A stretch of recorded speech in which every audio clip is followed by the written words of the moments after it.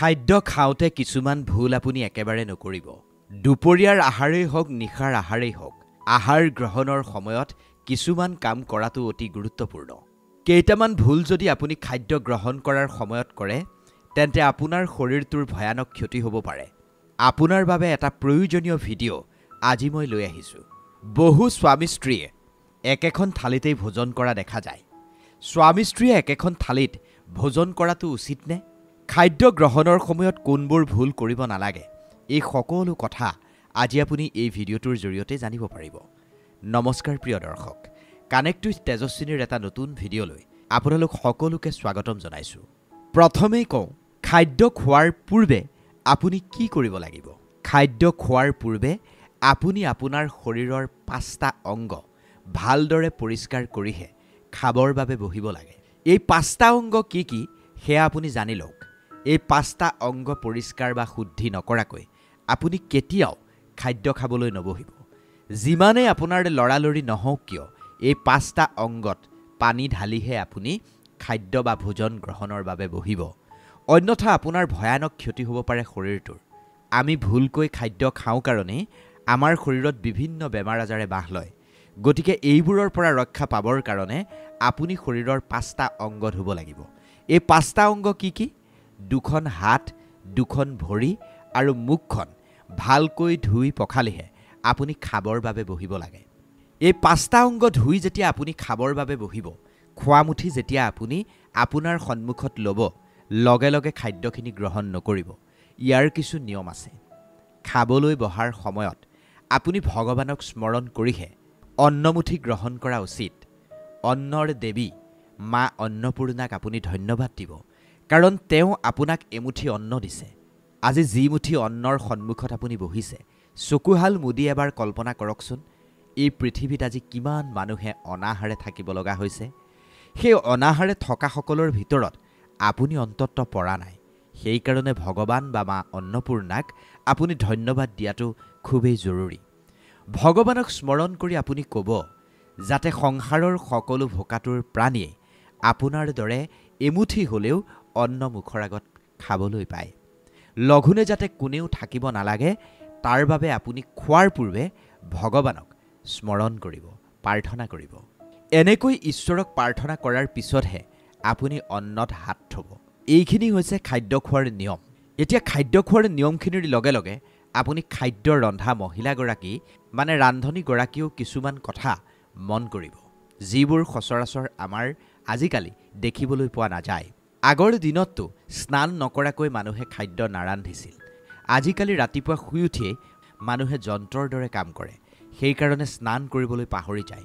স্নান নকৰাকৈ অন্নমুঠি ৰান্ধিবলৈ যায়, অন্ন ৰান্ধিহে বহুতে স্নান কৰিবলৈ যায়। সেইকাৰণে আমি আপোনাক কওঁ, সদায় ৰান্ধনীগৰাকীয়ে স্নান কৰি শুদ্ধ মনেৰে ভগৱানক প্ৰাৰ্থনা কৰিহে ৰান্ধনীগৃহত সোমাব লাগে।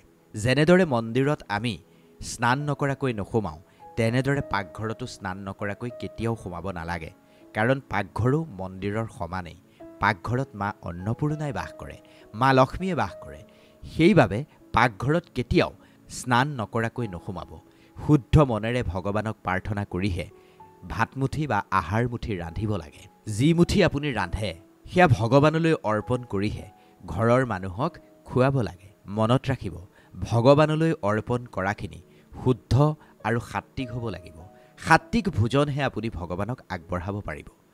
পৰিয়ালৰ সকলোৱে একেলগে মজিয়াত বহি খাদ্য গ্ৰহণ কৰিব লাগে। সদায় এটাই প্ৰয়াস কৰিব, যাতে সকলোৱে খোৱা মুঠি লগে ভাগে খাব পাৰে। এই যে লগে ভাগে খোৱাৰ অভ্যাসটো আজিকালি নোহোৱা হৈছে। আগতে সকলোৱে মজিয়াত একেলগে বহি ভাতমুঠি খাইছিল, আহাৰমুঠি খাইছিল। সেইকাৰণে আগতে মানুহৰ মাজত মৰম চেনেহ, মিলা প্ৰীতিও বেছিকৈ আছিল। আজিকালি সময়ৰ অভাৱৰ বাবে সকলোৱে একেলগে অন্নমুঠি গ্ৰহণ নকৰে, যাৰ বাবে মৰম চেনেহ কমি আহিছে, মানুহবোৰ স্বাৰ্থপৰ হৈ আহিছে, প্ৰেম ভাৱ, একতাৰ মনোভাৱ নোহোৱা হৈছে। খাদ্য গ্ৰহণ কৰাৰ সময়খিনিও কিন্তু বেছ গুৰুত্বপূৰ্ণ।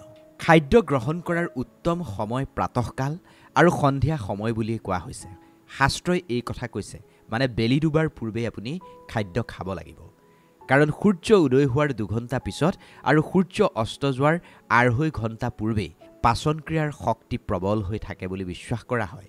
বহু মানুহে দিনটোত এবাৰেই খাদ্য গ্ৰহণ কৰে। খাদ্য খোৱাৰ বা খাদ্য গ্ৰহণৰ দিশটোও কিন্তু বহুত বেছি গুৰুত্বপূৰ্ণ।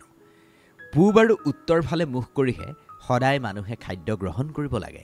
দক্ষিণ দিশে মুখ কৰি খোৱা খাদ্য প্ৰেতে পায় বুলি কোৱা হৈছে। আৰু পশ্চিম দিশে যদি মুখ কৰি আপুনি খাদ্য খায় তেন্তে বেমাৰ আজাৰে হেনো বাহ লয় বুলি কোৱা হৈছে। আপুনি চাবচোন, থিয়ৈ থিয়ৈ যদি কেতিয়াবা আপুনি আহাৰ গ্ৰহণ কৰে, ঘৰৰ মানুহে কি বুলি কয়? থিয়ৈ থিয়ৈ খাদ্য গ্ৰহণ কৰিব নাপায়। হয়, থিয়ৈ থিয়ৈ কেতিয়াও খাদ্য গ্ৰহণ কৰিব নালাগে। বিচনাত বহি কেতিয়াও খাদ্য খাব নালাগে। থালিখন হাতত লৈ কেতিয়াও ভাত নাখাব। কেতিয়াও ভগাচিগা বাচনত খাদ্য খাবই নালাগে। মলমূত্ৰৰ যেতিয়া সময় হয়, অৰ্থাৎ আপোনাৰ যদি প্ৰস্ৰাৱ লাগিছে, পায়খানা লাগিছে, তেনেকুৱা সময়ত ভুলতো আপুনি খাদ্য গ্ৰহণ নকৰিব। অস্বাস্থ্যকৰ পৰিৱেশ, অস্বাস্থ্যকৰ মানে মই লেতেৰা ঠাইডোখৰেই বুজোৱা নাই।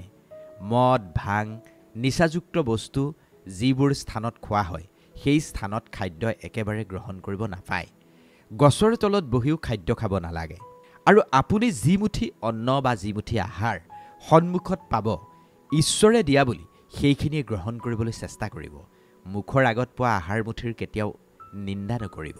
এতিয়া কথাটো হ'ল, যিমুঠি আপুনি আহাৰ গ্ৰহণ কৰিব, সেই আহাৰ মুঠি কেনেকুৱা হোৱা উচিত? আপোনাৰ মনলৈ চাগে স্পষ্টভাৱে আহিছে, মই সাত্বিক আহাৰৰ কথা ক'ম। হয়, বহুত বেছি স্পাইচি বা বহুত বেছি মিঠা খাদ্য কেতিয়াও খাব নালাগে। কোনোবাই এৰি থৈ যোৱা জোঠা খাদ্যও ভুলতো গ্ৰহণ নকৰিব। আধা খোৱা ফল বা আধা খোৱা মিঠাইও কেতিয়াও খাব নালাগে বুলি পৰামৰ্শ আগবঢ়াইছে বিজ্ঞজনে। যদি ভাত খাই থাকোঁতেই হঠাৎ আপুনি উঠি যাবলগীয়া হ'ল, তেনেকুৱাত পুনৰ আহি খাদ্য গ্ৰহণ নকৰিব। এবাৰ উঠি গৈ পুনৰ খাদ্যৰ সন্মুখত বহিব নালাগে বুলি শাস্ত্ৰইও আমাক সিদ্ধান্ত দিছে।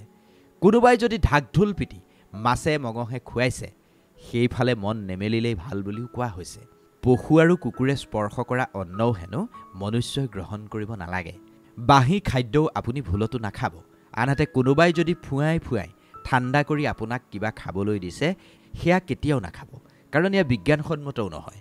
খাই থাকোঁতে যদি আপোনাৰ থালিখনত হঠাৎ চুলি ওলায়, প্ৰায়ে তেনেকুৱা হয়, ভাতৰ থালিত চুলি ওলোৱাটো একেবাৰে কমন কথা।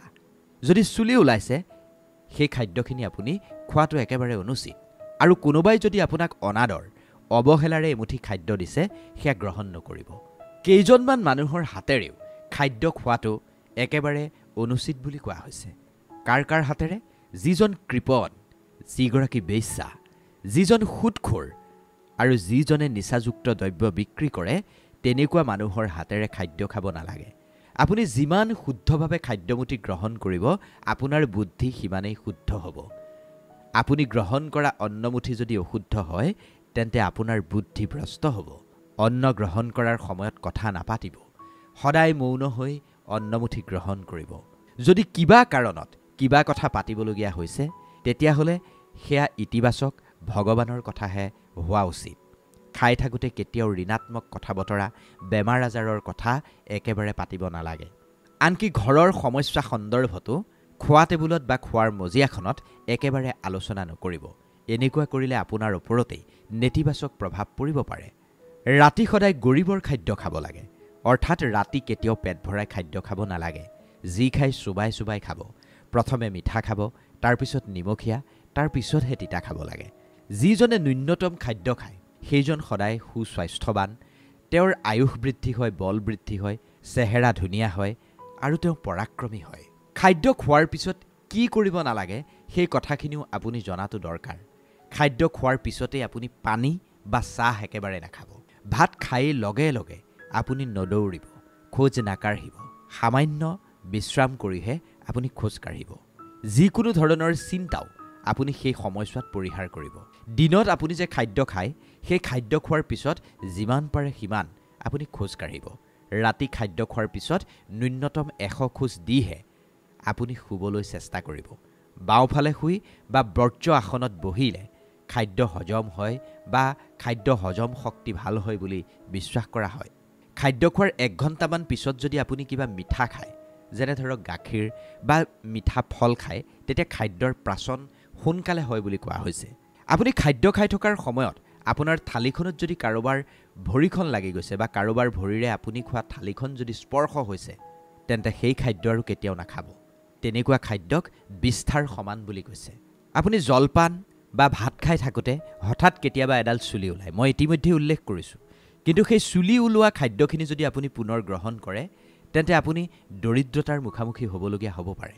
একেখন থালিতেই যদি ককাই ভাই খাদ্য গ্ৰহণ কৰে, তেন্তে সেয়া হেনো অমৃতৰ সমান হৈ পৰে। এনেকৈ অন্ন গ্ৰহণ কৰিলে ধন ধান মানুহৰ জীৱনত উভৈনদী হৈ পৰে আৰু মা লক্ষ্মীয়ে সেইখন ঘৰত বসতি স্থাপন কৰে। একেখন থালিত পতি পত্নীয়ে কেতিয়াও খাদ্য গ্ৰহণ কৰিব নালাগে বুলি কোৱা হৈছে।